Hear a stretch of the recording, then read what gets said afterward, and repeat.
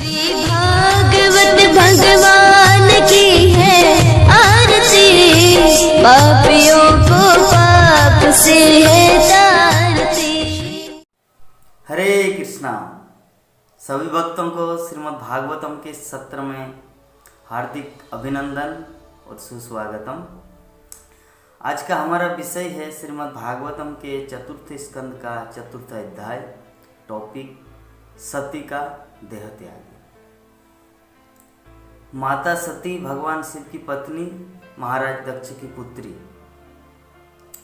तो कल हम लोग जो कॉन्वर्सेशन वार्तालाप किए थे अबाउट दिस टॉपिक कि किस प्रकार सती अपने पिता के घर में जाने की इच्छुक है, लेकिन शिव जी बारंबार उनको मना कर रहे, देखिए सती आप वहाँ पर जाएंगे लेकिन वो आपका मृत्यु का कारण होगा, क्योंकि आप यद्यपि अपने पिता दक्ष महाराज की स्नेहिल पुत्री हैं, लेकिन जबकि आप मुझसे संबंधित है और आपका पिता मुझसे बहुत द्वेष करता है, बहुत क्रोधित है मेरे प्रति, तो जिसके कारण वो आप भी उसमें कॉन्टामिनेटेड है, दूषित है, इसीलिए आपको भी वो सम्मान नहीं मिलेगा।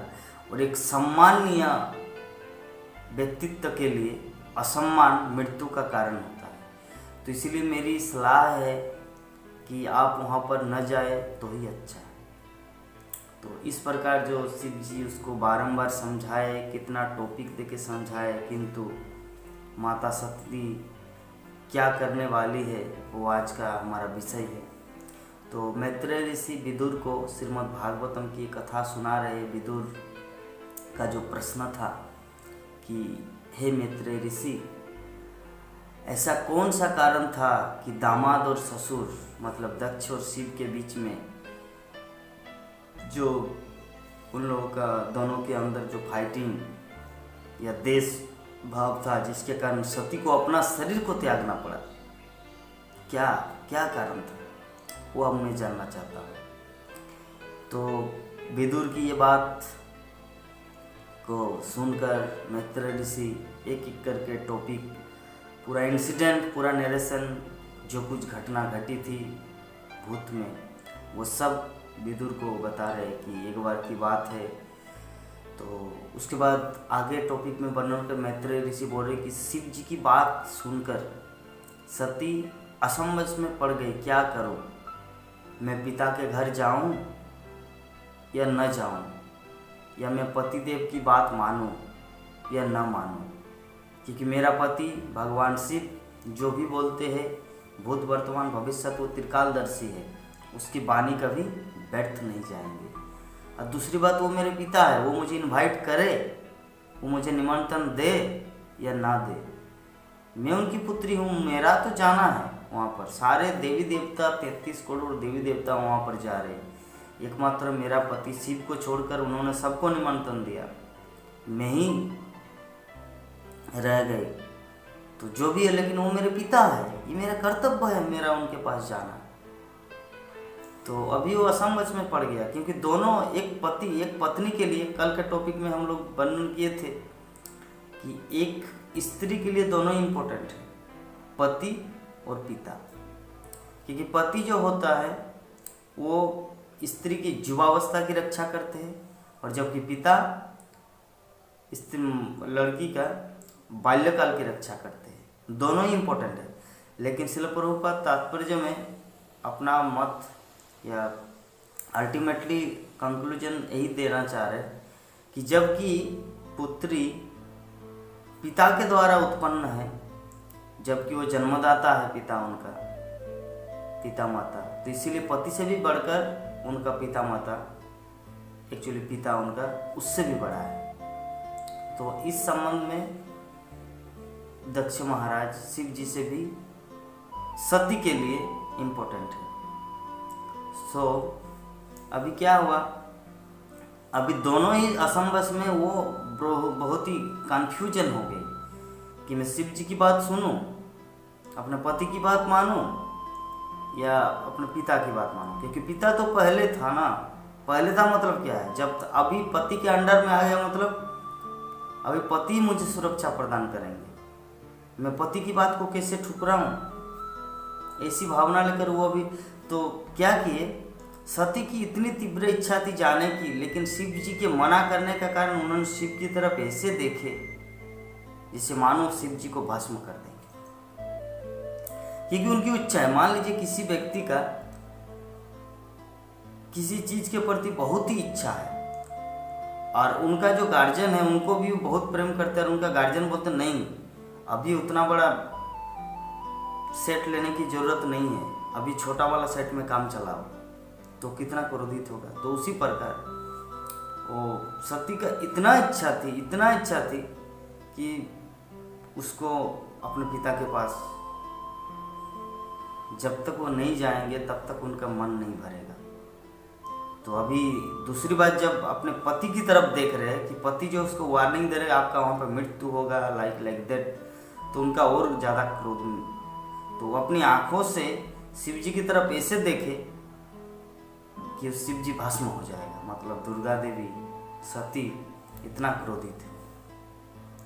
लेकिन स्त्री जाति जो है, जब वो किसी चीज को करने के लिए ठान लेती है तो उनको मना करने की शक्ति भगवान में भी नहीं है।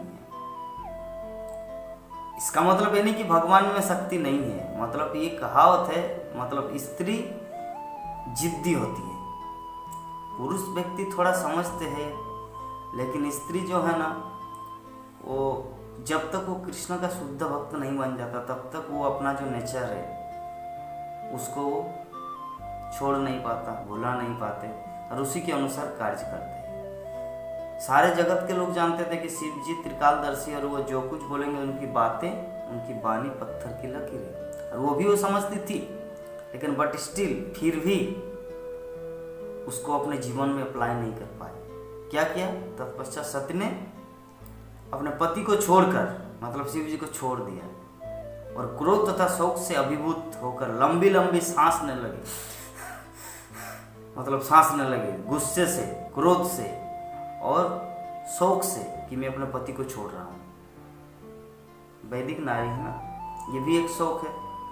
और दूसरी बात, पिता के घर में जाने की बहुत इच्छा भी है, तो बहुत लंबी लंबी सांस लेने लगी और अपने पिता के घर की ओर चल दी। मतलब दक्ष महाराज जहाँ पे यज्ञ हो रहा है, दक्ष यज्ञ कर रहे, वहाँ पर जाने के लिए वो चल पड़े। इधर क्या हुआ, तब शिव जी के जितने सारे अनुचर माता का पीछा किया, मतलब सती क्या, ताकि उसका रास्ते में किसी भी प्रकार का असुविधा ना हो। शिव जी ने एक्चुअली इंडिकेट किया नंदीश्वर को। तो उसके बाद बैल के ऊपर माता को बैठाया सती को, और इस प्रकार यज्ञ स्थली में उनको पहुंचाए। तो जैसे ही सती उस यज्ञ स्थल में पहुंची और जितने सारे लोग वहाँ पर बैठे हुए थे, बाकी सब खड़े हुए, लेकिन महाराज दक्ष उनकी ओर देखा तक नहीं, बल्कि स्नेह के कारण, ममता के कारण उनकी जो माता, मौसी, बाकी जितने सारे रिलेटिव्स, नारी एवं उनकी जितनी सारी बहनें थी, सभी उनको स्वागत किया, सुस्वागतम किया। उसको देख के मुस्कुराए, आनंद से उनको बैठने का स्थान दिया, तो प्रेम से बातें की। लेकिन सती ने देखा कि यज्ञ में जितने सारे 33 करोड़ देवी देवताओं का सबका अपना अपना भाग है, अपना अपना चेयर है बैठने का, या अपना अपना हिस्सा है, लेकिन उन्होंने देखा कि शिव का कोई स्थान नहीं है, जबकि शिव समस्त देवताओं के देव है, महादेव। और जब शिव को प्रसन्न नहीं किया जाएगा तब तक कोई यज्ञ में सुफल लाभ नहीं होगा। तो देवी को ये पता है, एक्चुअली सती को ये सब पता है कि ये जो यज्ञ कर रहे व्यर्थ का चला जाएगा। क्यों? क्योंकि इसमें देवों के देव महादेव को वैष्णवाराम जथा शंभु, जो वैष्णव समस्त वैष्णवों में प्रमुख, उसकी निंदा की गई, उसकी भत्सना की गई, उनको नेग्लेक्ट किया गया। इसका मतलब ये यज्ञ का फल नहीं मिलेगा, क्योंकि यज्ञ समस्त देवता जिस पर प्रसन्न हो तो वही यज्ञ संपूर्ण होता है। लेकिन ये तो देवों के देव साधारण एक देवता अग्नि चंद्र वरुण क्या है, ये तो साक्षात महादेव है, उसकी नेग्लेक्ट किया जा रहा है, मतलब यज्ञ में सफल होने वाला नहीं है। तो सती ने देखा ये सब।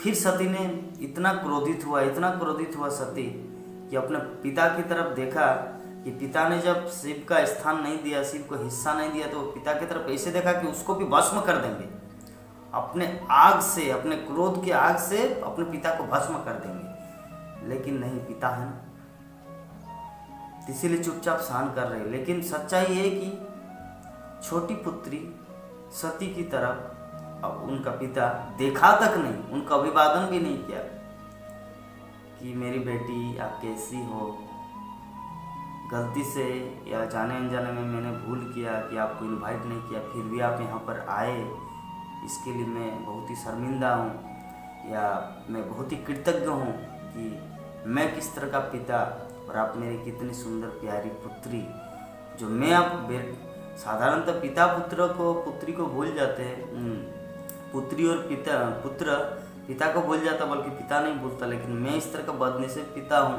कि मैंने आपको भूल गया, लेकिन आप मेरे पास आ गई। सच में आप कितनी प्यारी मेरी पुत्री, ऐसा बोलना चाहिए, ऐसे एप्रिसिएट करना चाहिए, सराहना करना चाहिए। लेकिन क्या किया, वो उसकी तरफ देखा तक नहीं, जिसके कारण सती ने एक्चुअली अपना इंसल्ट नहीं किया, अपना इंसल्ट के बारे में वो ज़्यादा दुखी नहीं हुई। उसका दुख का कारण ये है कि सती कि अपना पति शिव, जो महादेव, नॉट ओनली उसका पति बल्कि वो महादेव यज्ञ का मेन हिस्सेदार,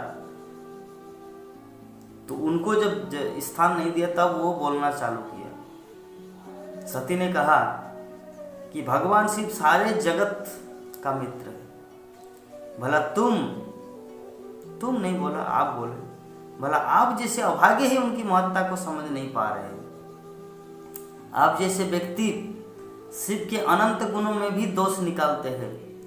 अरे जबकि किसी जीव का थोड़ा भी गुण भगवान शिव उसको बड़ा आकार में मानते हैं। कहने का अर्थ है कि मान लीजिए शिव का अनंत गुण है, लेकिन फिर भी दक्ष इतना कुटिल था, इस तरह का बदमाश था वो, कि शिव जी का उतना गुणवान होने के बावजूद भी वो शिव पर दोष देखते थे। बल्कि शिव का क्वालिटी क्या है कि अगर किसी व्यक्ति के अंदर कुछ भी गुण नहीं, भूत प्रेतों का क्या गुण है, पिशाच ये सब का क्या गुण है, लेकिन फिर भी उन लोगों का थोड़ा सा ये गुण है कि डेडिकेशन है शिव के प्रति। वही गुण को एक्सेप्ट करके उन लोगों को आश्रय दिए है, जबकि भगवान भी आश्रय नहीं देते। इसीलिए भगवान का दूसरा अवतार शिव, गुणावतार, वो सबको आश्रय देते थे, इसीलिए वो गुण का खान कहा जाता शिव जी को। तो वही बात पॉइंट आउट सती देवी यहाँ पर अपने पिता को बोल रहे कि महाराज दक्ष, मेरे पिता, आप तो एक ऐसे महान विभूति, एक महापुरुष की निंदा कर रहे हैं जो गुणों की खान है। आपके पास क्या गुण है? आप एक ऐसे महापुरुष पर दोषारोपण कर रहे हैं। अतः मैं इस अयोग्य शरीर को, जिसे मैंने आपसे प्राप्त किया है, और अधिक काल तक नहीं रखूंगी, अधिक काल तक धारण नहीं करूंगी, क्योंकि आपने शिव जी की निंदा की है। यदि कोई विषैला भोजन कर ले तो सर्वोत्तम उपचार यही है कि उसे वमन कर दे, वॉमिट कर दे। मुझे अपने इस शारीरिक संबंध के लिए अत्यंत लज्जा आ रही है, और मैं अपनी स्वयं की भर्त्सना करती हूँ कि मेरा शरीर ऐसे व्यक्ति से संबंध है जो शिव की निंदा करते हैं, और जिसके कारण मेरा शरीर दूषित हो चुका है। जो महापुरुष शिव के चरण कमलों के प्रति अपराधी है, ऐसे व्यक्ति मेरे संबंधी है, ऐसे व्यक्ति मेरा पिता है।